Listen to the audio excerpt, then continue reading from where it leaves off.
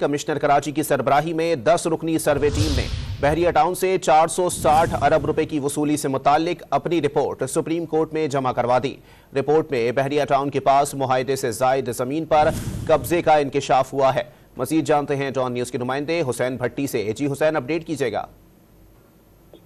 देखिए, supreme court ने अपने गुज़श्ता समात पर बहरिया टाउन के जेर कब्जा जमीन का सर्वे करने का हुक्म दिया था, जो आज रिपोर्ट जमा करवाई गई है। इस रिपोर्ट में Sparco, survey of Pakistan, forest department की मदद से ये रिपोर्ट तैयार की गई है। बहरिया टाउन की जानिब से महफूज किए गए जंगल की जमीन पर कब्जा किया गया है। रिपोर्ट में ऐसा कहना था। डिस्ट्रिक्ट मलीर में 813 एकड़ जबकि जाम शोरों में 2222 एकड़ जायद जमीन बहरिया टाउन के कब्जे में है।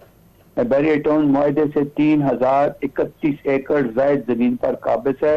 इस वक्त बहरिया टाउन 19,931 एकड़ जमीन पर कब्जा रखता है और सुप्रीम कोर्ट के फैसले के तहत बहरिया टाउन कराची का 16,896 एकड़ जमीन का मुआहदा हुआ था। जी बहुत शुक्रिया हसीब भट्टी अपडेट करने के लिए।